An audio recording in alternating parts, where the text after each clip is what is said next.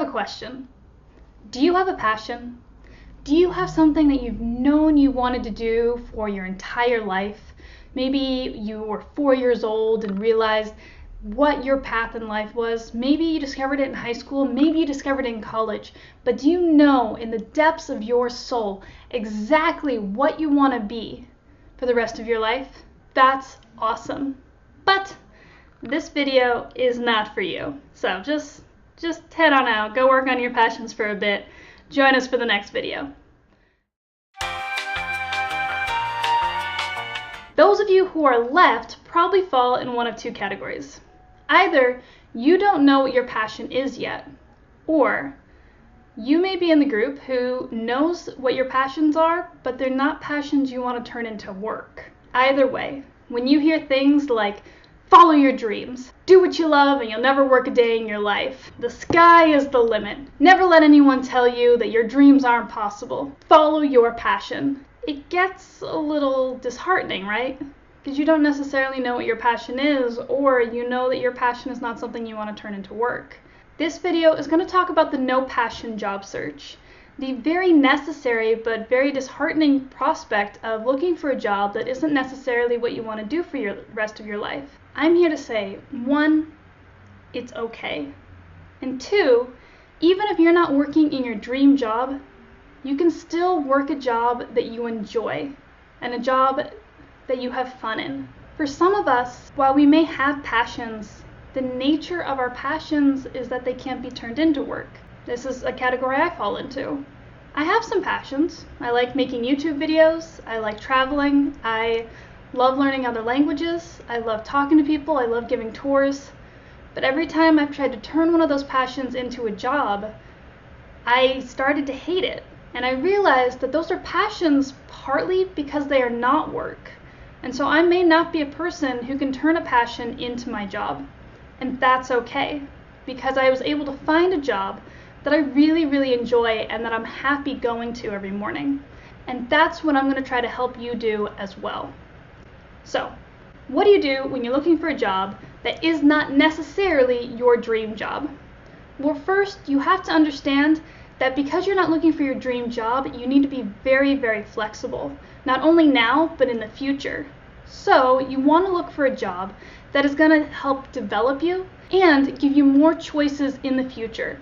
So think you're always growing. Even if it's not for a passion, you want to be in jobs that develop you as a worker, as a professional, and as a person so that you have more options later on.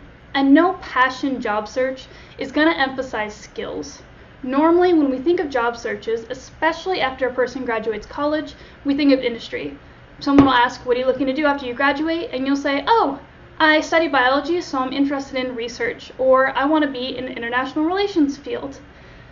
But if you don't know your passion, an industry-based job search is not going to be helpful. So instead, you're going to emphasize skills. So there are 3 questions you need to ask yourself.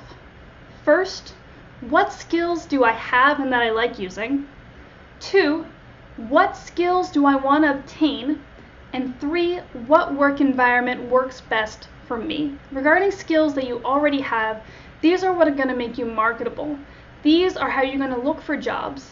So for example, when I was doing my job search, I knew that I had communication skills, organization skills, that I was really good at follow through, and I was good at working with other people. So when I was looking for job ads, I emphasized those types of skills. Next, because you're looking to grow as a person and as a professional, you also want to be thinking about the skills that you're either weak in and want to develop, or skills that you don't have at all but you would like to learn.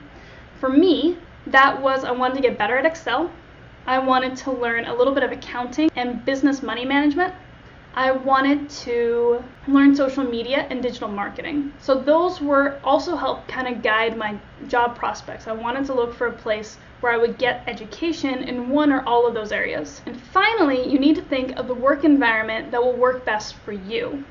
Do you want to work from home? Do you want to work in a big office? Do you want to work in a small office? Do you want to work in a very traditional office where you come in a suit and tie? Or do you want to work in a very casual, open concept office? Is humor important to you? Do you want to work with a bunch of people, or do you want to do stuff more on your own? These are important things to think about, and they're going to help you find a job that's a better match for you.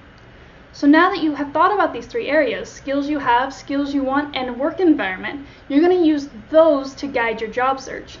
Now that you know these things, use them when you're looking at job ads, when you go to career fairs, when you're networking. Think of these skills, talk about these skills. For example, when you're networking, if you're talking to somebody and they ask, what do you want to do when you graduate? And you mention an industry, if that is not the industry the person you're talking to is in, they'll go, I can't help this person.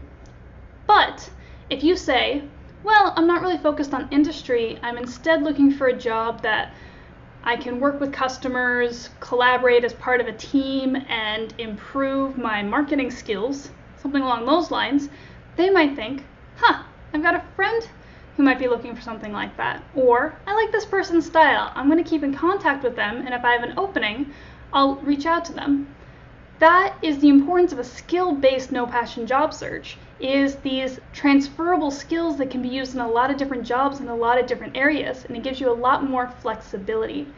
When you're applying for a job, you want to emphasize these skills. Demonstrate where, even if you haven't worked in that industry or for that type of company before, you have all the skills necessary and that you can adjust very, very quickly to the things that they need. Okay? Fact of the matter is, we all want to be happy, but as millennials, as a younger generation, it can be very overwhelming, partly because we have so many choices and partly because the world is so different. And we want to follow our dreams, we want to be whole, complete people, and we get frustrated or scared when we don't necessarily know what our path is. It's okay. You don't need to have it all figured out right now. In the meantime, you can take steps to get there. And even if something you're doing is not necessarily your passion, you can still enjoy it. You can still have fun. You can still walk into work every day, mostly enjoying what you do. It doesn't have to be your passion to be a good job. It doesn't have to be your dream to be a place you want to work. And it doesn't have to be the end-all be-all to be a fulfilling part of your life. In the meantime, if you're looking for more tips, please follow me on Twitter. I got a Twitter, it's @grownupmillenn, because @grownupmillennial was just too long. You can also find me on Facebook. And please leave a comment below. What are you looking for in your no-passion job search? What do you want other people to know who might be struggling with this? We can all learn a little bit from each other. Also, please like and share this video, and of course, subscribe. Little button's just right on down there. And thank you so much for watching.